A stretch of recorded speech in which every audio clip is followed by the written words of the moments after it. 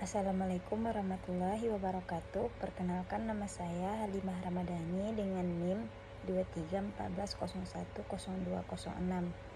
dari kelas 5 PAIE. Baik, di sini saya akan menayangkan sebuah video tugas tentang mata kuliah Qiraatul Kutub. Yang mana di sini saya akan menjelaskan materi tentang fiil. Yang mana fiil itu terbentuk dari 3 bentuk, yang mana yang pertama fiil madi, fiil mudhari, dan fiil amar. Baiklah, yang pertama di sini saya akan menjelaskan tentang fiil madi.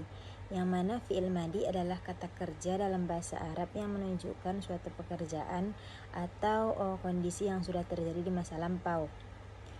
Ciri-ciri fiil madi salah satunya adalah adanya huruf ta sukun atau mati yang mengikuti di belakangnya, yang menandakan makna perempuan, serta bisa diikuti ta ta'nis sakinah dan ta domir seperti ta titu pada akhir kata. Contohnya adalah bentuk kata kerja seperti kataba, yang mana artinya menulis. Kemudian dorobah, yang mana artinya telah memukul, dan zahabah, yang mana artinya telah pergi. Di tasrif fiil madi ialah umumnya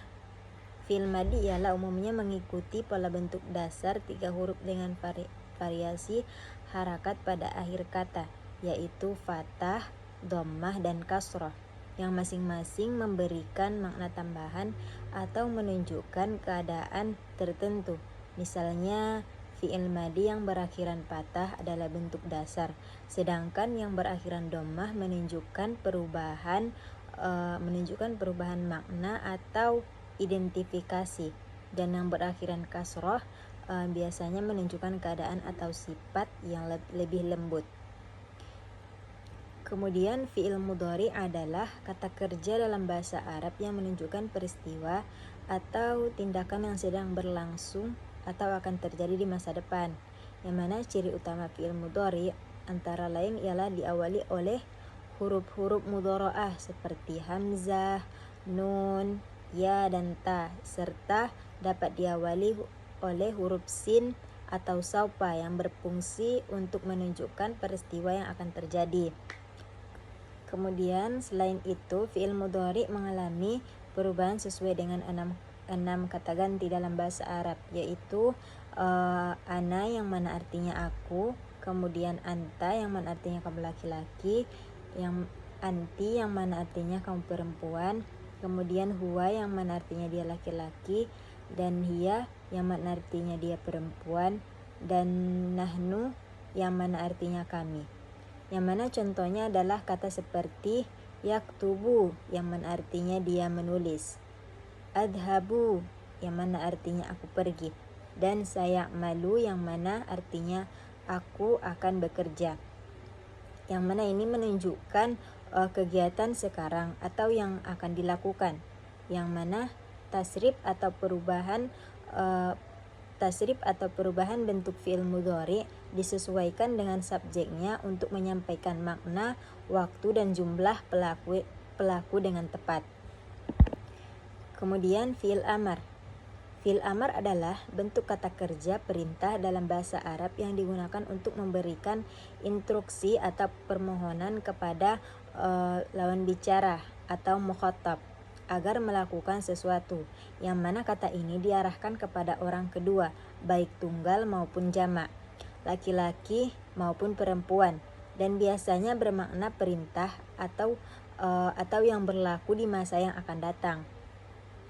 Contoh fiil amar dalam bahasa Arab antara lain seperti ijlis, yang mana artinya kata ini menunjukkan perintah, yang mana artinya duduklah.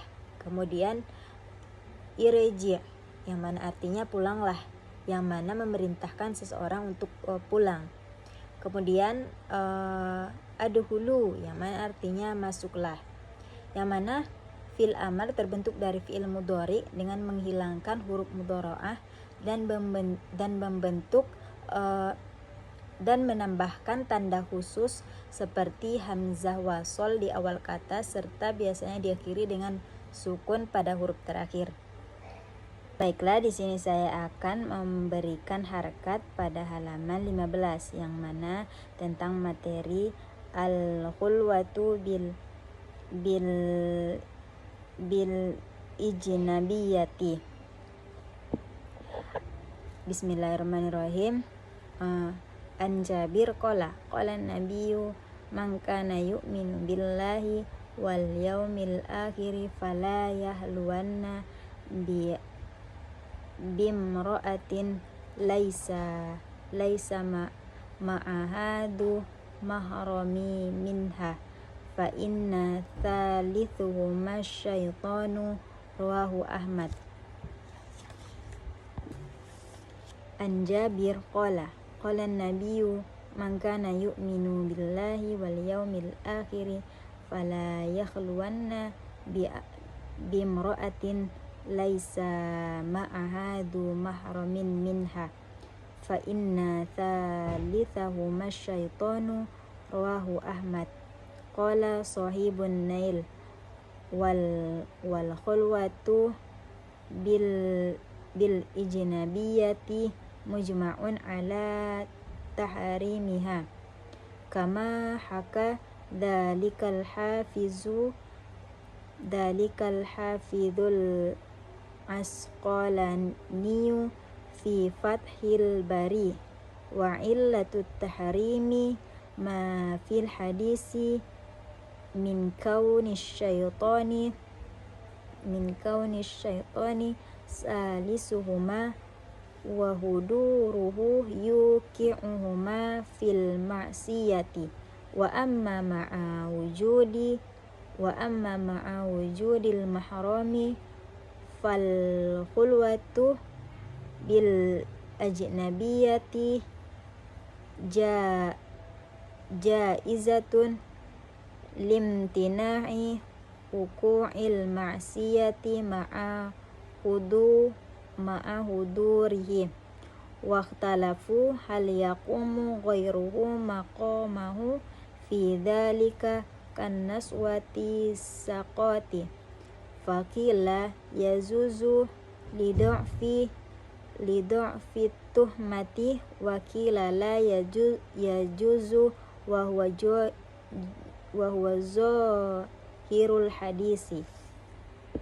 Kemudian tanda fi'il madi, fi'il mudhari dan fi'il amarnya yang mana qala yang mana ialah fi'il madi, kemudian kana ialah fi'il madi, kemudian yu'minu ialah fi'il mudhari, kemudian yakhluwanna ialah fi'il mudhari,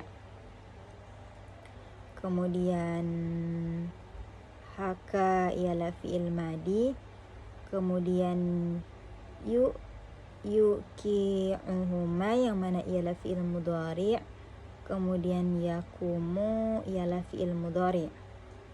Kemudian terjemahannya yang mana artinya berduaan dengan perempuan yang bukan mahram. Dari Jabir radhiyallahu anhu berkata, Rasulullah bersabda, barang siapa beriman kepada Allah dan hari akhir, maka janganlah ia berduaan dengan seorang wanita yang tidak disertai mahramnya, karena sesungguhnya yang ketiga dari mereka adalah setan. Hadis riwayat Ahmad. Penulis An-Nil berkata, berduaan dengan wanita ajnabiyah telah menjadi kesepakatan ulama atas keharamannya, sebagaimana disebutkan oleh Al-Hafiz Ibnu Hajar Al-Asqalani dalam Fath al-Bari. Kemudian alasan pengharamannya adalah sebagaimana dijelaskan dalam hadis, yaitu karena setan menjadi pihak ketiga yang dapat menjerumuskan keduanya ke dalam maksiat. Adapun jika ada mahram yang hadir, maka halwah dengan wanita ajnabiyah diperbolehkan, karena dengan kehadiran mahram tidak mungkin terjadi perbuatan maksiat. Para ulama berbeda pendapat apakah selain mahram dapat menggantikan kedudukannya seperti wanita-wanita solehah dan terpercaya. Sebagian mengatakan boleh karena kecil kemungkinan muncul fitnah, sedangkan sebagian lainnya mengatakan tidak boleh, dan pendapat ini sesuai dengan zahir hadis.